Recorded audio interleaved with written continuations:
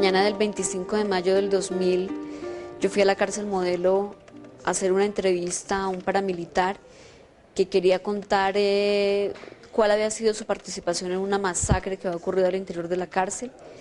Y cuando estaba esperando el ingreso fui secuestrada en la puerta del establecimiento carcelario, llevada a una cuadra de la cárcel y después fui sacada de Bogotá en una camioneta, amarrada, amordazada y después de unas horas torturada, abusada sexualmente por 3 hombres y luego abandonada en una carretera a 3 horas de Bogotá. La periodista Ginette Bedoya tardó tiempo en hablar, casi una década, pero ahora rompe el silencio, aparca el miedo y denuncia lo que muchas mujeres colombianas sufren, pero no se atreven a contar. Ginette fue violada cuando investigaba una trama de corrupción entre los paramilitares y la policía en una cárcel de Bogotá. Le costó contar su historia, pero no se arrepiente del paso que ha dado. Yo creo que era una necesidad de empezar a hacer un duelo que me tardé 10 años en hacer. Y también la necesidad de hablar por otras mujeres que no lo pueden hacer por temor o porque no tienen las condiciones de seguridad para hacerlo. El caso de Ginette es el de miles de mujeres colombianas, muchas todavía sin nombre y sin rostro, que han sido abusadas, torturadas y violadas por los actores del conflicto, por los paramilitares, por las guerrillas o por miembros del ejército. Según el gobierno, unas 3.500 mujeres aseguran haber sufrido ese tipo de violencia, pero un estudio de la Casa de la Mujer y de la ONG Intermón Oxfam habla de casi 490.000 mujeres abusadas sexualmente en los últimos 10 años. En promedio han sufrido ese tipo de violencia 6 mujeres cada hora. Todas víctimas de una práctica denigrante y brutal que los victimarios usan como un arma de guerra.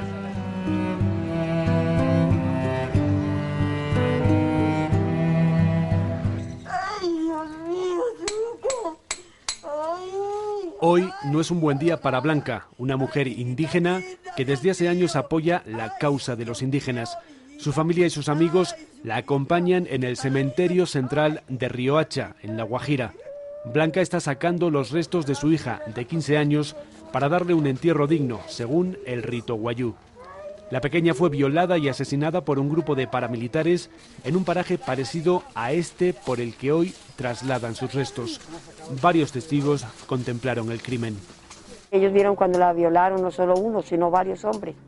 Y después de que la violaron, eran varios carros, ya ellos escucharon los gritos que ella decía, no me maten, no me maten. Y ellos no escucharon sus ruegos. María es el nombre figurado de otra mujer valiente.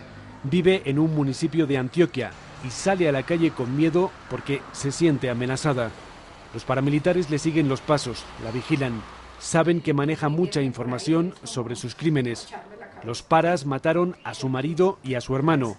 A ella la secuestraron, se la llevaron al frente y allí la tuvieron durante 14 meses como enfermera y como esclava sexual.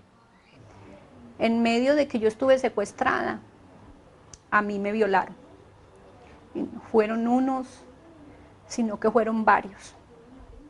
A la fuerza, con arma en mano, y siempre mi familia y mis hijos por delante era la amenaza, para que yo no dijera que no, o no fuera a rechazarlo ni nada. Siempre la amenaza ya no eran como mis hermanos, eran mis hijos, porque ellos tenían mis hijos, mis niños pequeñitos, ellos los tenían.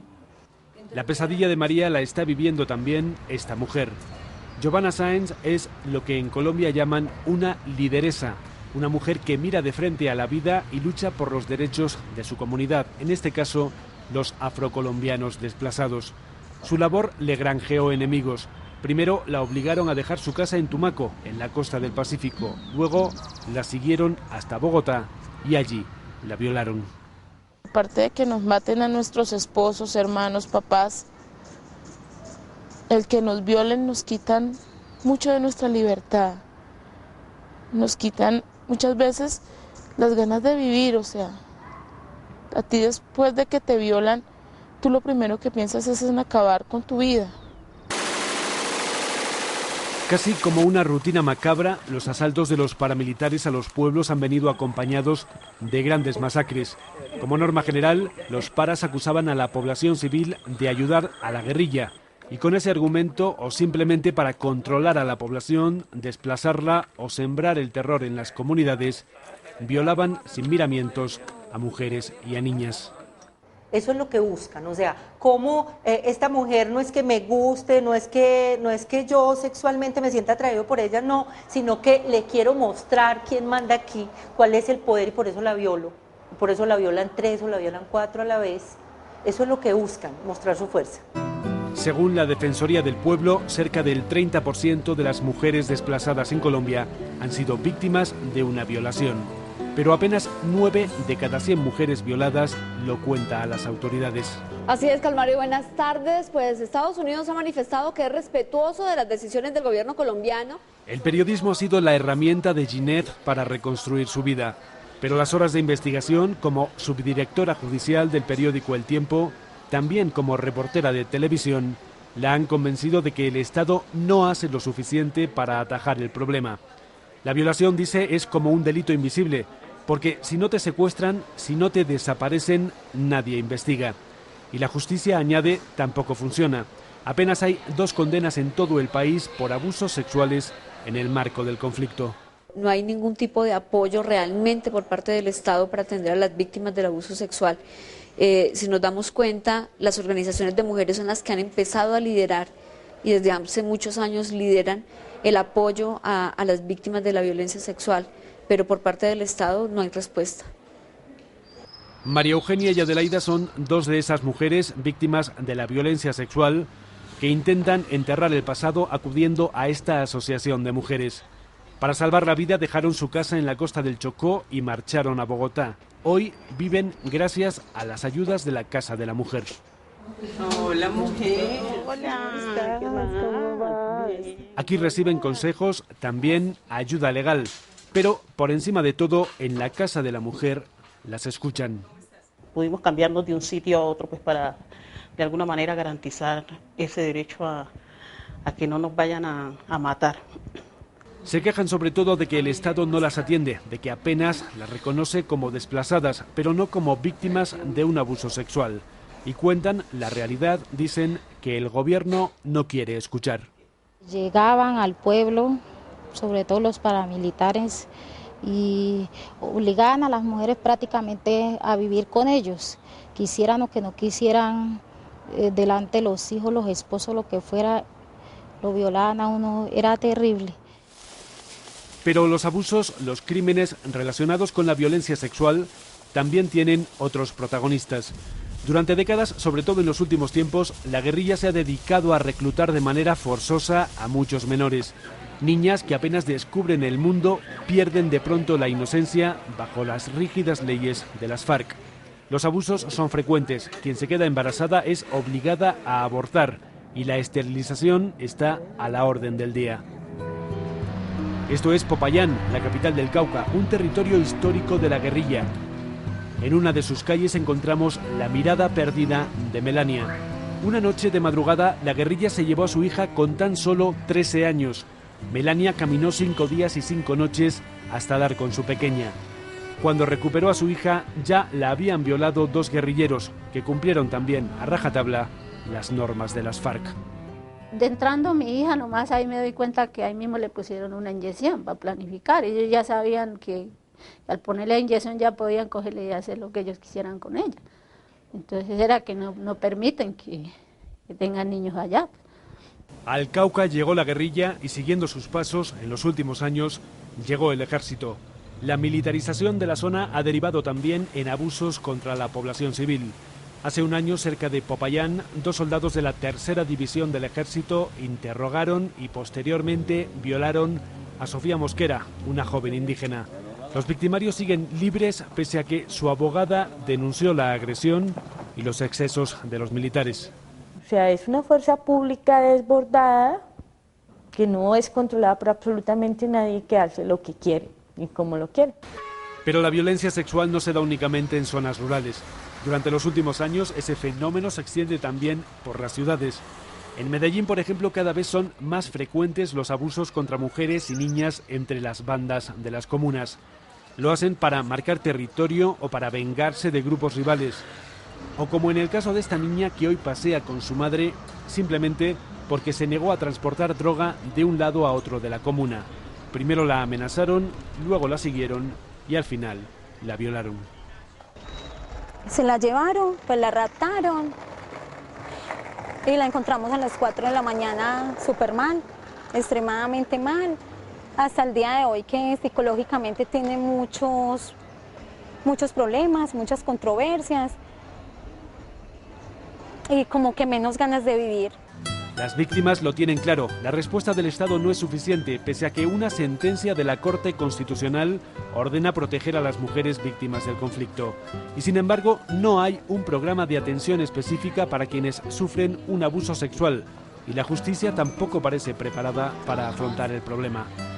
Contamos con un servicio público, pues si se quiere decir, muy poco sensible frente al género. Bueno, yo creo que hay además unos patrones culturales, patriarcales o machistas, hay imperantes que no dejan ver como el fenómeno con otros ojos. Cuando las víctimas acuden a la justicia se encuentran con tratos no adecuados por los funcionarios judiciales, demoras injustificadas en los procesos, dificultades en la investigación porque su testimonio no es prueba suficiente y no cuentan en todos los casos con representación judicial y acompañamiento psicosocial. El gobierno poco a poco parece que asume la magnitud del problema, la lentitud de la justicia y la falta de medios. Así que en adelante al menos no faltan los buenos propósitos para hacer lo que no se hizo antes.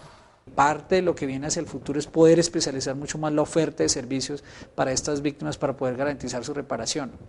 Lo que pasa es que aquí estamos hablando de un problema de violencia acumulado de años, 50 años de violencia en Colombia.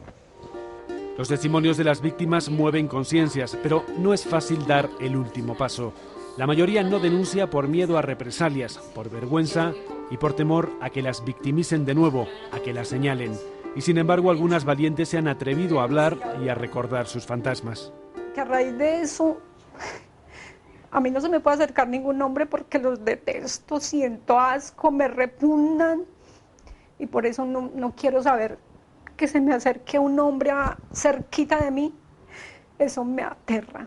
Y hay días en los que siento los golpes como si acabase de pasar la violación. Hay días en los que cada centímetro del cuerpo me duele como si hubiera pasado solo un día después de la violación. No es fácil para Ginette acercarse al lugar donde la secuestraron. No es fácil ver la cárcel donde aquella mañana un preso paramilitar la había citado para una entrevista. No es fácil ver la puerta donde dos individuos se la llevaron a punta de pistola delante de una patrulla de la policía. Cuando me empiezan a golpear, cuando me violan, pensé que me iban a matar. Siempre pensé que me iban a matar. 10 años después del día que marcó su vida, Ginette sigue esperando justicia. Pero su denuncia en voz alta tiene un sentido. Ginette enseña el camino a quienes antes preferían dar la espalda y esconder su pasado. Y ahora miran de frente a la vida. Creo que dar la cara es decirle a la sociedad de que no debo nada. De que, por el contrario, puedo llevar la cabeza aún más en alto, porque pese a lo que ocurrió soy capaz de afrontar lo que viene, pero sobre todo de no avergonzarme, porque no soy la culpable.